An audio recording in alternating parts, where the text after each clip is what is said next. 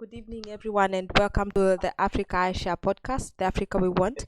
And tonight, we are having a different kind of discussion. Today, we will be speaking about football, soccer as the different name for it.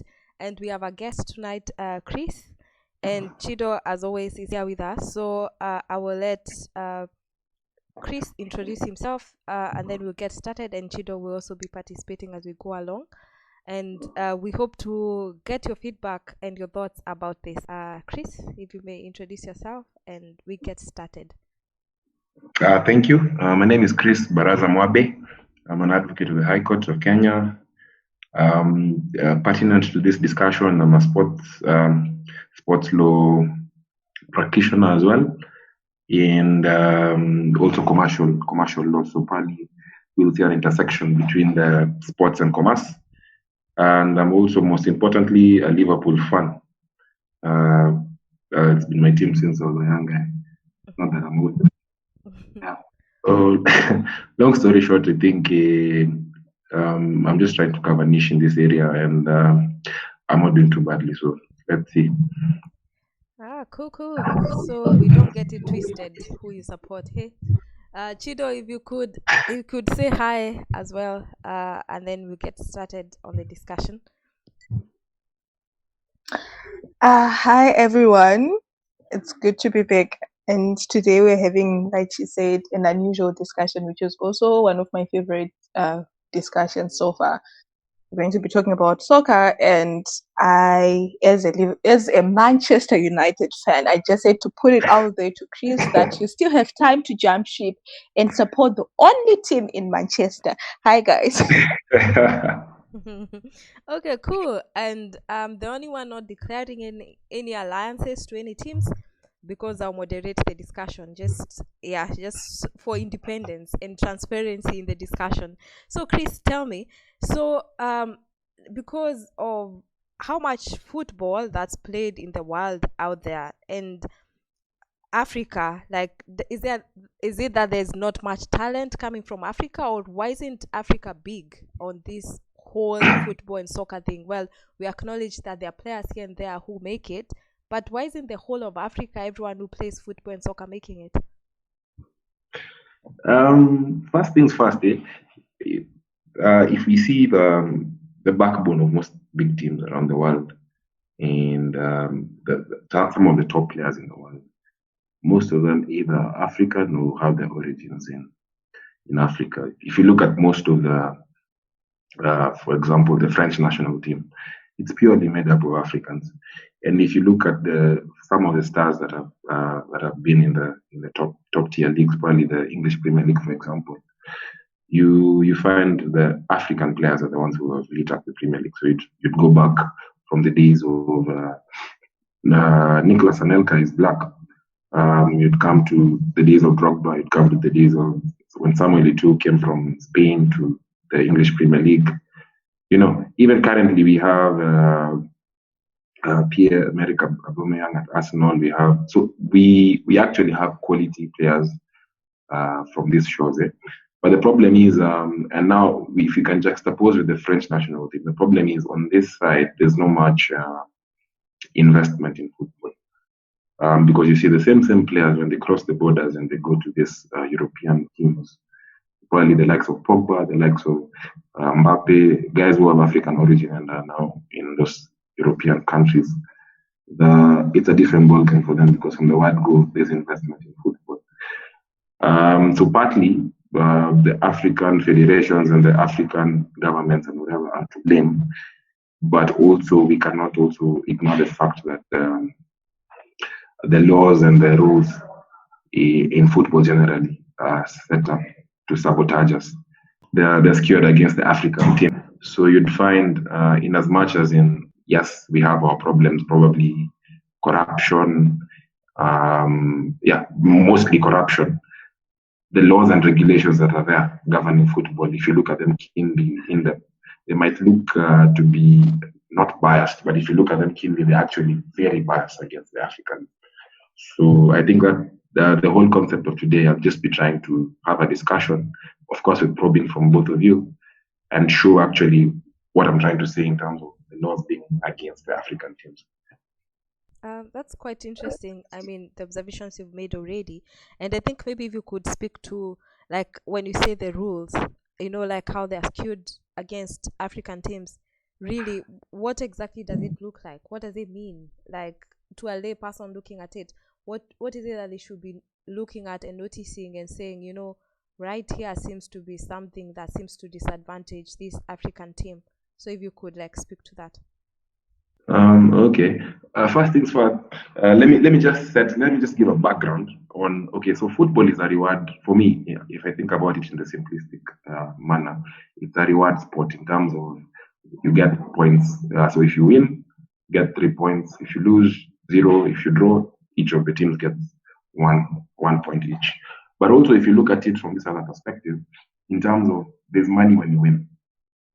So the further you go into a tournament, the more money you get. The more trophies you win, the more money the club gets, or the national team gets. So just to give you a perspective, let's use the biggest tournament of them all in the football sector, and that is the World Cup. Just to give you a perspective, the 2018 World Cup, the one that was held in Russia, there were 1 billion viewers. So if you contrast it, let's say, to the Americans, their biggest sport probably is American football. The Super Bowl, which is the finals, quote unquote, for American football, had only 30 million viewers. So you can see the viewership is already there. During the 2014 World Cup, the most expensive advertisement, somebody paid an advertisement on that World Cup, was $1.18 million. Between 2015 and 2018, FIFA made 1.6 billion US dollars for marketing rights. Because you see now they already have the audience. If they have an audience of 1 billion, then you can easily make this crazy amount of money. Now the important bit is this: the winning team gets 38 million US dollars. The runners up get 28, third place gets 24 million. And then if you get to the group stages, which is where most African teams are eliminated, you get 1.5 million. So you can see this huge amount of money that are involved, but they're all pegged on going far in this tournament. So let's just use our case study to be the World Cup. They're based on, they're all pegged on you going the farther you go, the more money you get. So now, I'll try not to use a lot of sports jargon, but if this is where you guys can help. If it gets to a point where it becomes a bit of a sports jargon, you can interject with questions so that I can better explain it. But to get to the World Cup, there's a qualifying process. So first of all, football is governed from the FIFA level, which is the international federation that governs football all over the world. And then the second tier is the various regional confederations. So, for example, Africa has the Confederation of African Football, CAF, that governs football in Africa. And then we have the CONMEBOL that covers South America. We have the European Football Association, commonly known as UEFA. They run the Champions League that covers the European football. And then from the second tier, we go to the third tier, which is now where we have the national federation. So you find, for example, in Kenya, we have the Football Kenya Federation, which is a bit shady. Maybe South Africa, they have, I think, the staff, something of the sort. So that is the general structure. Now, the tier 2 and tier 3 get their mandates from FIFA. Whatever FIFA tells them, they just implement. They rarely come up with anything that is not in tandem with FIFA. That is the first bit. So now, to get to the World Cup, we have a process of qualification. So to qualify, this is what happens. Each confederation, so there's let's say for Africa, there's the CAF. For Europe, there's UEFA. For South America, there's CONMEBOL. So for the oceanic countries also have their own. They are supposed to set up their own qualifying systems. So all African countries are put in a sort of mini tournament to determine who gets to the World Cup. So now the number of teams from each confederation is already given, it's already fixed. And from there, you can already see how lopsided it is. Because let's say Africa has 54 countries in terms of football, but the number of slots you're being given, so from these 54, only 5 can make it to the World Cup. As opposed to UEFA has 55, and they have 13 slots already. And you go to CONMEBOL, the South American, they have 10 teams, but they already have 5. Half of them can get to the World Cup. So from the word go, even when you're organizing your own qualification in your own confederations, you're already limited to the number of slots, because 5 over 55 is an 11th of the teams. So you already messed up at that point in time. Now, how they arrived at these slots, these 5, this 13, this other 5 slots, is they look at what they call the relative strength of the teams in the confederation. So, like, let's say, for example, African teams combined, if you do the average or something of the sort, and if you look at, let's say, the South American teams, which are pretty strong, you have the likes of Brazil, you have the likes of Argentina, or if you go to Europe, you have the likes of Belgium, France, Italy, Germany. So, of course, if you do the relative strength of all these confederations, the African teams are already behind. I don't know if I'm making sense at that point in time. So, in the relative strength is determined based on your performance on the preceding 3 World Cups. So let's say the next World Cup is 2022.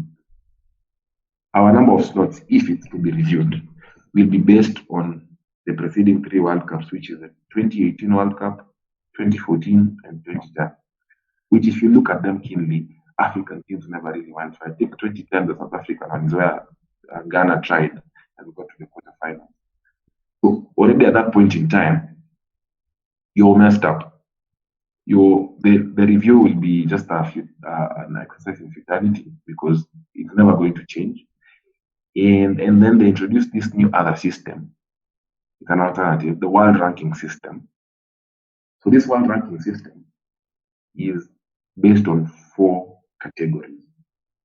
One is the points you already have on the table. So for now, the points you already have, there's already a world ranking as of now. The points you already have on the table. 2 is the significance of the matches that you play. So significance, if you think about it, what they're saying is, what is the occasion? Is it a World Cup match, or is it just a friendly match? And bear in mind that these African teams rarely get fine this World Cup. So you already messed up at the significance of the match in question. And then they have this lopsided third requirement, is the expected results of the match based on the past performances. So on the past performances, you're never getting anywhere, but it will be one of the criteria used to determine your world ranking. And then lastly, they determine it based also on your actual result in the match, which you're probably going to lose, because your system's already messed up. You're not training properly. You're not training against top tier teams. You're not being exposed in terms of football. So you already messed up.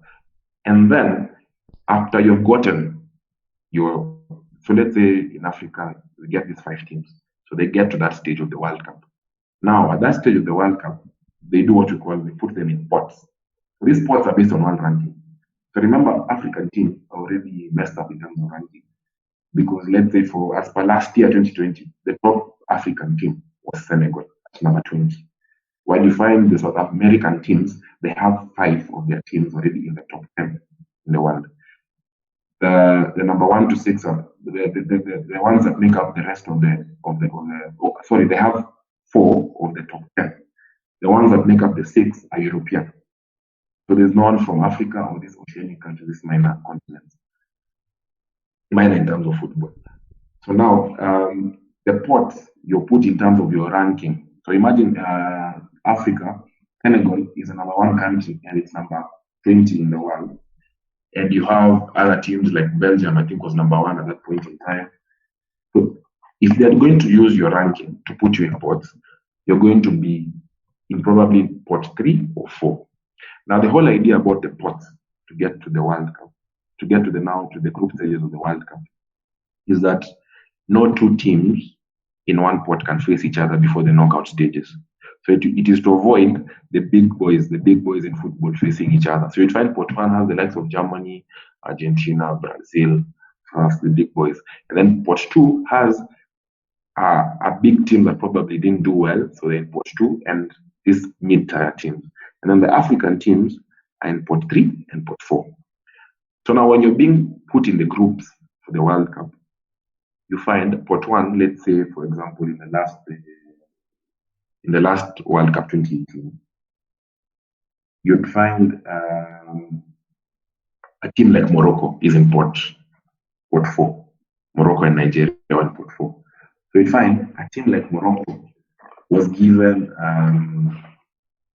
if I'm not wrong, no, a team like Tunisia was in pot three.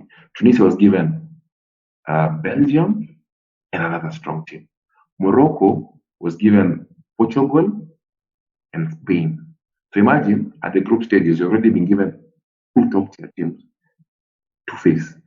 And if in case you want to move from the group stages to the knockout stages, you have to be top two in your groups.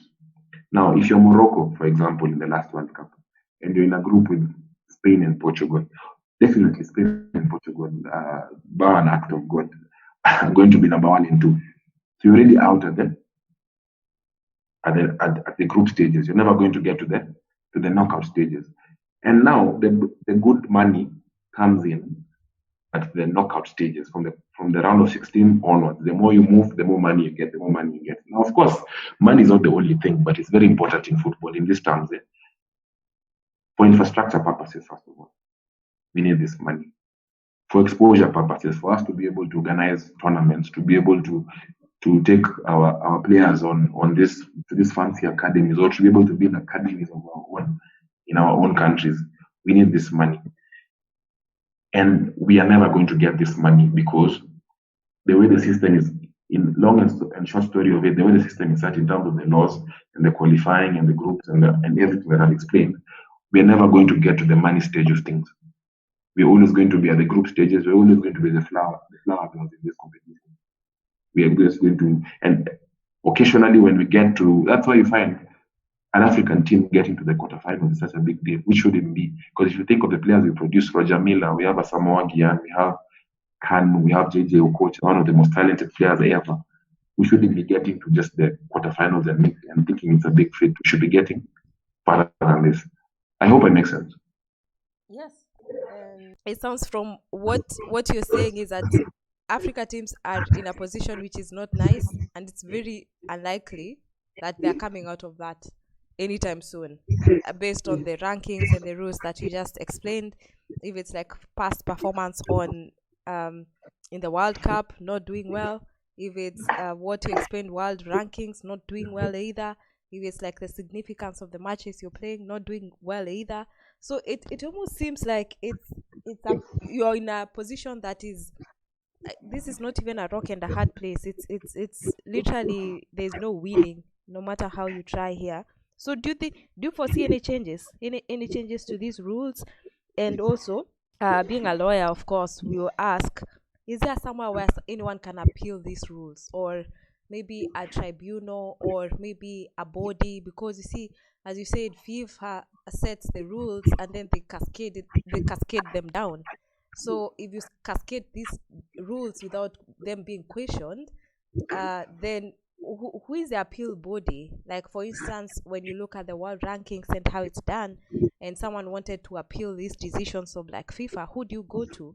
So if you could speak about that. And then also, do you see any of these things changing anytime soon?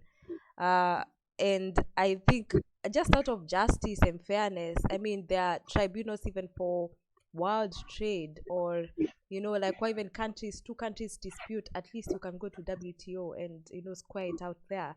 Doesn't matter if, well, it's unlikely that you win if you're a small country, but at least you have opportunity to be heard. So where is there an opportunity to be heard for like African teams? And the first question I asked, do you foresee any of these things changing anytime soon? And if there is to be change, like based on your experience and your observations, like an African country or an African player or someone aspiring to do this in future, what are the changes that you think might be needed? If you could speak to that. Thank you. I think first of all, for example, FIFA from time to time they review their ranking system, but for some strange reason they never review it to our benefit. It's always something minor is being tweaked, but it's being tweaked to the advantage of all other federations apart from the weaker federations, quote unquote. But something can be done, of course. There's there's various sports. First of all, in the world, we have what we call the Court for Arbitration of Sports. That's like the highest, for lack of a better term, it's the Supreme Court for a tribunal, but it's like the Supreme Court for sports disputes. That's the highest you can go, really. And they listen to all manner of disputes, not necessarily only in football, but all other sports in the world.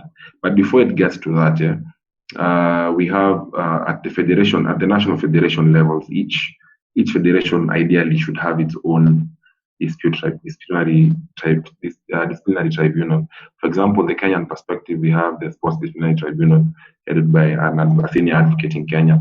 So, and then as you go up at the regional level, for example, for CAF also has its own disciplinary tribunal. So you can as well start from the national federation level, move up to the regional level. Then you can also move up to the world level, which is for the sports for the Court of Arbitration for Sports. But other than that, we're also seeing because there's this new emerging area in sports law where people are merging competition law and sports. And from this perspective, people are saying that sports ideally, for example, let's say the English Premier League, they face no competition from reasonable substitutes. So they are the only ones that offer that type of league in that country per se, or in that region. So they're the dominant group in that region. So competition law can come in that perspective, and people are successfully challenged. Like you can see the German competition authority challenged Rule 40, I think 42, 43 of the Olympic Charter successfully. They successfully challenged it, and they gave themselves that jurisdiction, because normally when something like a World Cup is worldwide, so the issue that will come up from a legal perspective is normally jurisdiction.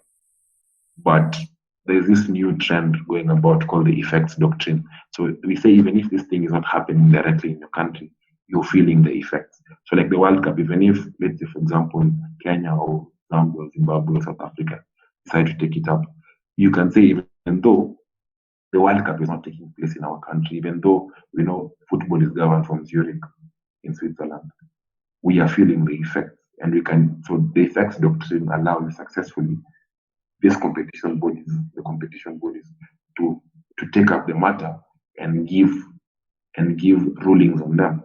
And if now the football side of the football regulators, the likes of FIFA and the federations have a problem, they're the ones to pick it up. You already made a ruling. They're the ones to pick it up and challenge it in these other jurisdictions. And then thirdly, we see the normal courts, quote unquote, taking up also this sports dispute. So there's a way you can attach it to another angle and get a hearing. For example, the European Court of Justice, there's a famous case, the Bosman ruling. So basically, the Bosman ruling came up with the Bosman transfer. So right nowadays, the likes of Lionel Messi moved on a free transfer from Barcelona to PSG just recently, a week ago. And it's because their contract had effectively ended. So previously, what used to happen, when you came to the tail end of your contract, you were still bound to that team until they decided to let you go. But Nowadays, you're allowed, if you're not going to renew your contract and you're the last, I think 6 months or something of your contract, you're allowed to negotiate with other teams and to move on a free contract, what we call a bossman contract. Bossman was actually a player. He had come to the end of his contract. His team was still holding on to him. He went to the European Court of Justice, but he went under the competition laws. He said it's restricting his free movement.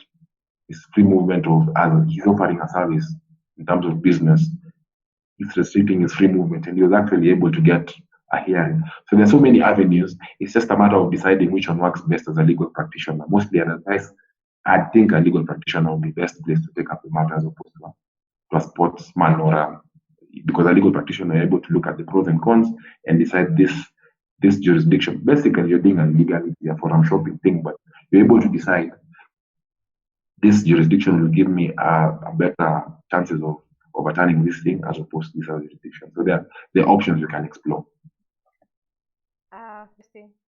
Chris, very interesting perspective, especially looking at it from like competition law, dominant position, abuse of power, like how a monopoly can abuse their power. There's actually a lot of that, because I would imagine that if you're the dominant, you hold the dominant position, then the next thing that you can easily do is abuse that power. But I think these are very interesting discussions we're having. Chido, I don't know if you have a question, but it will be interesting to hear other emerging areas of law that are coming to the sports world, like what you're saying, jurisdiction, forum shopping. I would assume even I don't know about if the international laws that deal specifically with football, so that at least the choice of law remains the same for all jurisdictions, or the laws applicable. The forums might change, but maybe the rules remain the same. So you can speak to that, Chido. I don't know if you have any question. And then, Chris, you can give your closing remarks and any thoughts that you may have, additional thoughts that you may have on the topic. Okay, before Chris comes in, I just wanted to say, wow, that was quite a lot to take in, especially from a person who just watches soccer but really doesn't follow up to know the happenings behind. But I'm going to ask you a question. Well, I'm going to say it's a statement, a question, whatever. But it's to pick your mind and to nudge you a little bit more. You have said that there are these rules and there's what we can call red tape that sort of makes it so difficult for African teams to excel in football, right? But then I'm taking it from this perspective of a layperson who's just at home and constantly switches on the television to watch a game of football. I don't mean to offend anyone, but I mean this in the nicest way possible. It's really hard to watch because it's very boring, number one. Number two, I feel like I'm thinking, right? Some of the reasons why most of these teams are not performing so well, it has a lot to do with underfunding, right? I'm speaking from my country's perspective. We've had instances where, not only the soccer national team, not only the men's team, but the women's team, the cricket team, the rugby team, like all these other teams pull out of, competitions because of underfunding, or you have the players, staging a show during training when they are supposed to be preparing for a competition. So my issue is, isn't it also something to do with the fact that we are not prioritizing our soccer teams or our sports teams as a continent? Because I understand how we expect, FIFA and, the confederation bodies to do, so much for us, but isn't it also a domestic problem? Because I'm thinking, a person who is supposed to be competing in the, let's say, the World Cup trials, those rounds that happen first, you knock each other out before people the qualifying games, right? A person who's supposed to be playing in those games goes to camp. They haven't been paid, right? They don't have enough equipment. They are not being properly fed. Do you think that that person is in a right frame of mind to actually get onto the field and play? Let's not talk about that only. Let's talk about the chaos that generally happens in Africa as a continent, right? I'm going to give an example of what's happening in Mozambique. A lot of political instability. There are a lot of people that are dying. So my question is, do you think that the Mozambican team would, even if it's given a chance to go and play at the FIFA, the next World Cup, do you think those people are in the right frame of mind to actually compete and make a name for themselves? The point that I'm trying to bring out is, I think as a continent we have got a lot of structural issues. We also have our own red tapes that make it so hard for us to excel in sport. And another thing, I love this whole conversation around colonization and all this. And I'm going to talk about individual players making it, right? So I don't really understand the concept of, when I say I don't understand it, I mean I don't know the lingo where people get to, they are bought and they start playing for these other teams and all these other things, right? And I think France has done a good job in assimilating African players in France. Let's not talk about what's wrong with France colonization plans and programs and all these other things that we've lamented on this podcast. But I feel that most Anglo-speaking players have been neglected in a way by their colonial master, whatever that we are going to call that. So what then has to happen? Like, can we is France bad for doing that? Because I understand that, yes, if they take let's say Samuel Eto'o and take him to France, it's going to benefit France, quite all right. It has nothing for Cameroon. But I'm asking, isn't it then better if we're looking at player level or an individual level and not at country level? And then again, I bring this whole question of, are we doing enough as a continent to actually make sure that we are competitive enough, so that when we start lamenting all the rules, the procedures, we know that given a chance, we actually have got something to show for it. It's just to pick people's mind. I'm not trying to start a revolution. Okay, so I think if I get you correctly, I wouldn't bury my head in the sand by just 100% blaming the rules and regulations. Of course, we have seen the African federations, for example, speaking from experience, the Kenyan Federation, for example, I think they spent 100 million Kenya shillings on supposedly buying a broadcasting van, or to broadcast like the ones the likes of DSTV use. And the van, it was a white elephant project. The van was never bought.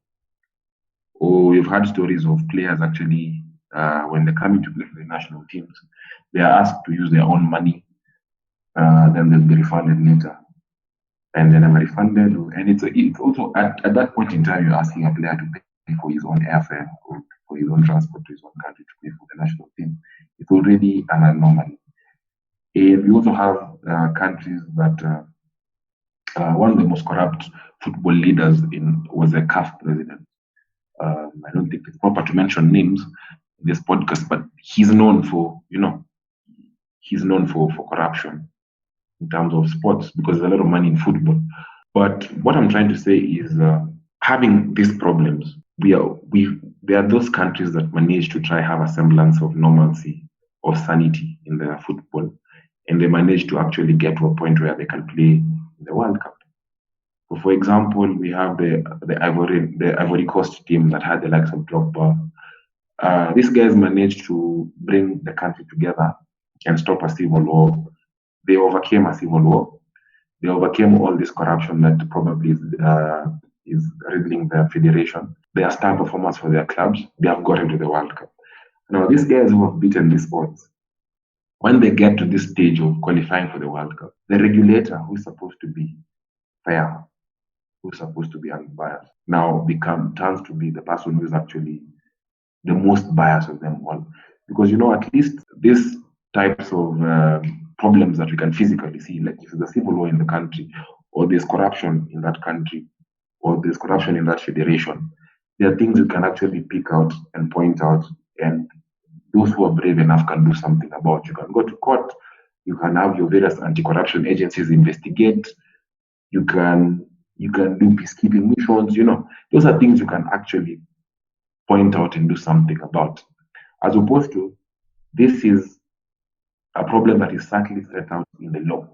So unless you're a legal practitioner or you have a keen interest in this sport, that you actually go about looking for the laws and you're actually thinking about it, you will never know. But your team, even probably the various federations and the players and the coaches have never thought about it in that perspective. But if you think about it, if you look at it, you can apportion blame to also the laws and regulations. And when I wrote an article, I have a Medium page. Medium is a platform we put our articles. That's where this whole conversation came from. When I was getting comments from various people, somebody outrightly told me, no, when you give Africans money, they misuse it. And my answer to that was, first of all, change these laws. Let us get to the latter stages of this competition. Let us earn this money. Then watch us waste it. Then you can say that. Because the assumption is we will get to these latter stages. Or the assumption is we misuse money from the get-go. That is an assumption that has been built over time. There are some federations in Africa or some countries in Africa that actually run their sports well. There might be few, but they actually run their sports well. Give them a fair chance as the regulator at FIFA.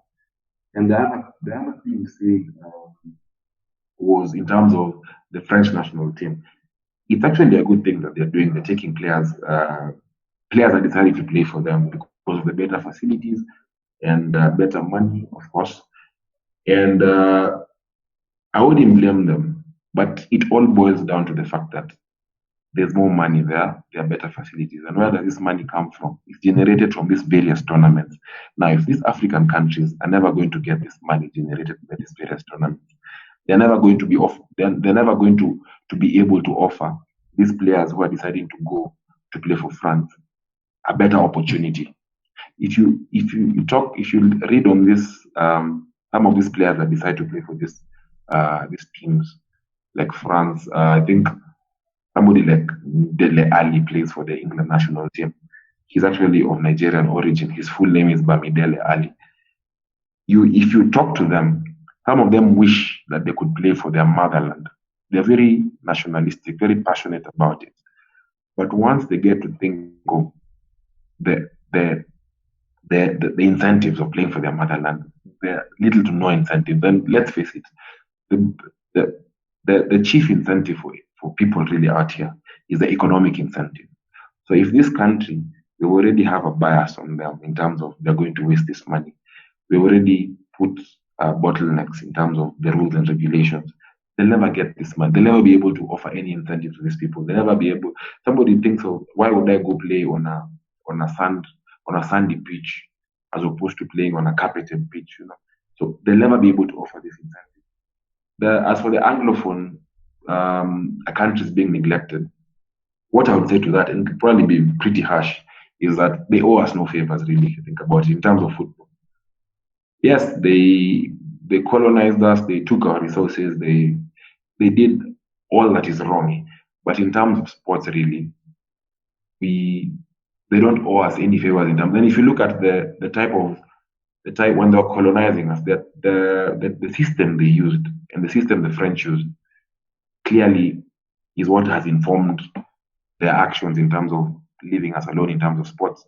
Because the French people used assimilation. So you probably became a pseudo Frenchman. You had to learn French, their mannerisms. So you become a Frenchman. So it's very easy for them even to cross borders, for them to help you in terms of that. The likes of Paul Pogba can easily also consider themselves as Frenchmen.